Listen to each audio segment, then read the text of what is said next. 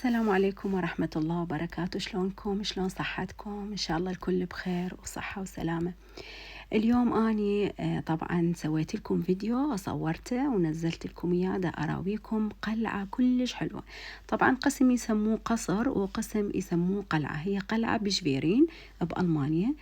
القلعة كلش حلوة أو القصر المكان مالته شفيرين، وهو طبعا كان موجود لعدة قرون. كان منزل مال الدوقات أيام زمان اللي كانوا الشخصيات المهمة يعني اللي كانوا يسموهم الدوق. وهي الآن مقر مال برلمان وبيها مطعم بداخلها أيضا هم مسويها معلم من المعالم السياحية في مدينة إشفيرين. بما أنه هسه حاليا كثير من الأولاد عطلوا من المدارس، فحبيت أخلي لكم إياه حتى الناس اللي موجودين بألمانيا يستفادون منه ويقدرون يجون يعني يجيبون أولادهم ويجون يستمتعون بهذا المكان والأجواء. بنات، هاي أكبر شجرة بقلعة إشفيرين، شوفوها تقريبا 150 سنة عمرها.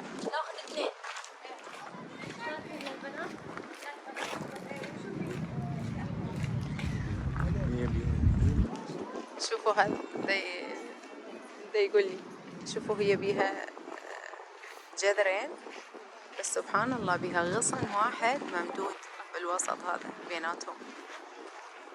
سبحان الخالق.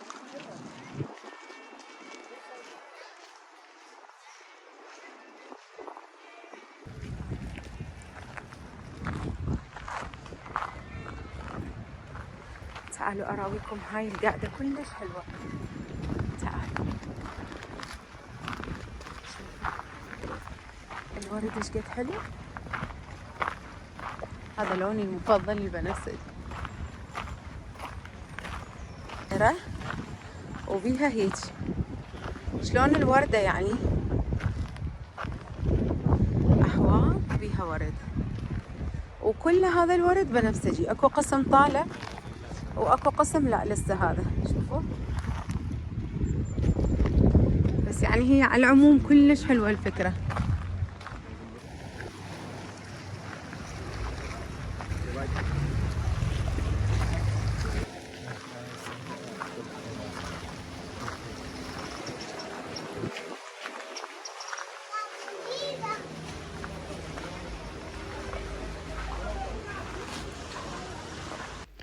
هنا راح تسمعون هواي كلام عربي وأطفال، ويعني عرب كثير كانوا بهذا اليوم، فراح تسمعون هواي حكي عربي.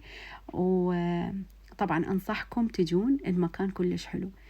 وشغلة مهمة أحب بس أذكرها، اعذروني الصوت مو واضح كان لأن هو عالي والصوت شوية يروح ويجي، فاعذروني على هاي الشغلة.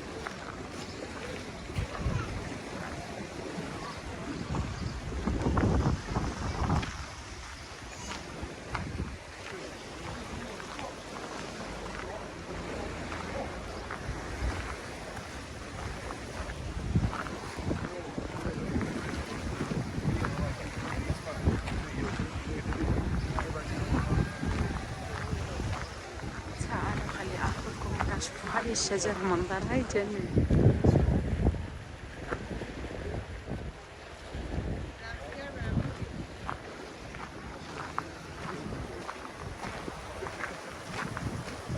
بسم الله، تعالوا أصعدكم أشوفكم من الداخل هاي القلعة.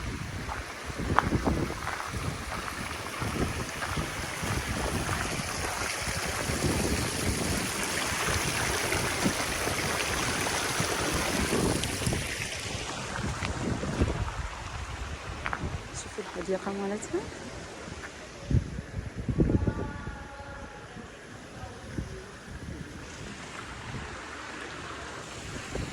تعالوا خلينا نصعد.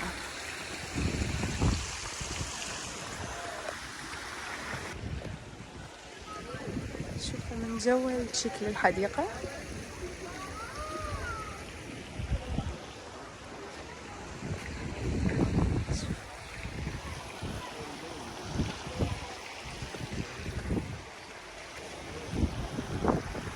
هنا هاي مثل هاي كل فوق السطح ولا القصر مال الأسوار الخارجية يعني. القصر ما دخلناه، هذاك اللي دا تشوفوا هاي القلعة.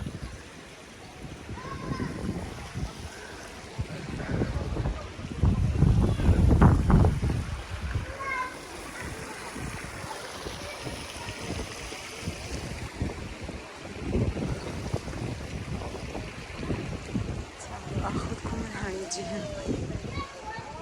شوفوا الورود الزرعية ايش قد حلوة.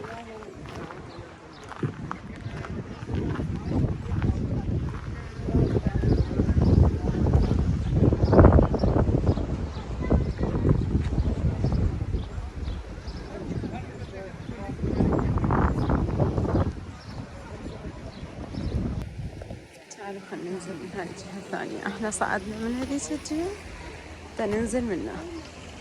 شوفوا بداخل هاي الأبواب الزجاج والشبابيك هذه. إذا لحظة أقربها. هنا أكو زرع طبعا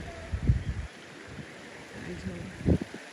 وهنا أكو طاولات كأنه مرات يمكن مطعم. هذا بس مفاتح. راح أروح أشوف من الجهة الثانية إذا مفتوح ندخل. شوفوا هاي الحديقة.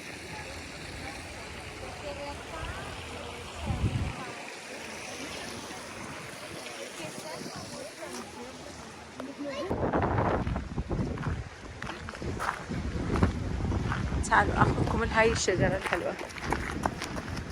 لا سبقونا. يلا مو مشكلة، خلي أنتظرهم حتى أصور لكم براحتي. هذا الجسر طبعا خشب يفصل بين هاي الجزيرة الصغيرة اللي تشوفوها كلش صغيرة قطعة هيجي، وبين الحديقة مال القلعة. هاي قسم يسموه قصر، قسم يقولون عليه قلعة. هذا وهاي الجزيرة الصغيرة اللي يمها.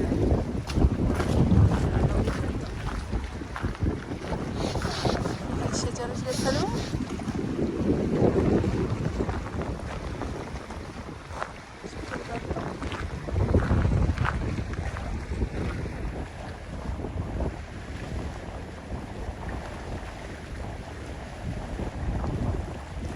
يا عمي تستحي هاي.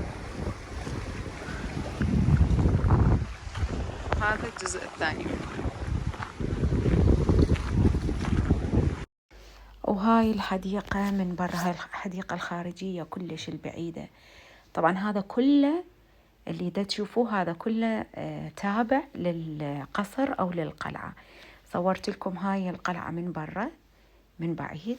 طبعا هذا كله ورد بالجوانب، وأكو يصير مثل الممرات هاي اللي دا تشوفوها من بعيد. طبعا أنا هم صورتها من قريب، إن شاء الله هسه تظهر لكم. والحلو اللي هناك كله نظيف المكان، والحشائش كلها قاصيها ومرتبيها والورد. وهاي البحيرة كلش نظيفة يعني ما شاء الله لا قوة إلا بالله وصافية. وتقدرون هنا تقعدون، أكو عوائل جايبين أشياء هيجي فارشين على الثيل بالقاع وقاعدين، وأكو قسم يجيبون أكل وياهم، أكو قسم يشترون منك. طبعا أكو مطاعم عربية وأكو حلال، وحتى أكو مطعم يبيع سوشي ويبيع أكل صيني بس هو حلال. أكو شاب عربي يشتغل بيه، فإحنا بوقتها رحنا أكلنا سوشي وأكلنا أكل صيني، بس مثل ما قلت لكم حلال، وكان أكو بط هم حلال كلش طيب. أنصحكم إذا رحتوا تاكلون من هذا المطعم. وهنا هذا الممرات اللي قلت لكم عليها، هاي من بداية القصر، يعني من بداية الحديقة، يعني أول ما يطلع مثلا الملك لحد تقريبا 3/4 الحديقة بها هاي الممرات. وهاي طبعا أشجار، بس حاليا الوقت بعدها هاي الأشجار ما مفتحة الورد والورق اللي بيها، فيعني منظرها كلش حلو ما شاء الله، لا قوة إلا بالله. هو اسمه الدوق، بس ما أعرف ليش كل شوية أقول الملك، يعني أخذ لساني عليها. طبعا اجيت هسه دخلت وسألتهم وقالوا 5:30 يقفل، يعني هو اكو مطعم جوا بالقصر، فردنا ندخل اصور لكم جوا شنو اكو مثلا، بس قالوا لي المطعم اكو بس هو يقفل 5:30 مثل ما قلت لكم. يلا ان شاء الله اجي غير مرة واصور لكم ان شاء الله. هاي القلعة احنا هسه خارجها، طلعت طبعا من هاي الجهة اكو هنا متحف، اعتقد يسوون بيه اصلاحات، ما اعرف هاي شنو، بناء، ما اعرف مفتوح لو لا. هاي القلعة هنا بالقصر، هاي الحدائق وهاي الاجواء. يعني الصراحة انصح كل شخص يريد عنده اطفال او يريد يغير جو ويتونس يجي هنا، قاعدة حلوة وإن شاء الله تبقى هيجي الشمس حلوة عندنا، يعني احنا يعني بالصدف تطلع عندنا الشمس، الحمد لله على كل حال. شوفوا هذا القطار السريع، هذا هم ياخذكم برا.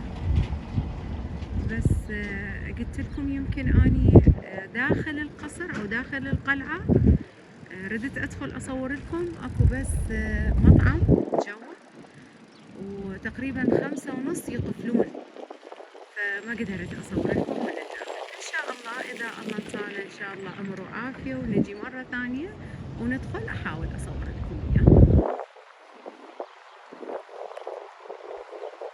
ان شاء الله عجبكم الفيديو واستمتعتوا وكان خفيف على قلبكم حبايبي. الحمد لله خلصنا الجولة مالتنا وغيرنا جو ورجعنا على البيت. طبعا احنا كنا الحمد لله ماكلين وشبعانين، بس رحت للبيت سويت لهم كيكة وسويت لهم ويا شاي عراقي أسود مهيل ومخدر. وبالنسبة إلي أني أحب شاي القرفة اللي هو الدارسين، سويت إلي هم وطعمه كلش طيب وصحي وأنصحكم بيه. وقبل ما أروح أحب أقول لكم: من يراقب تصرفات الناس وينتقد سلوك الناس ويدقق بأفعال الناس ويحلل نوايا الناس ينتهي به العمر لم يعش حياته بل عاش حياة الناس. في أمان الله.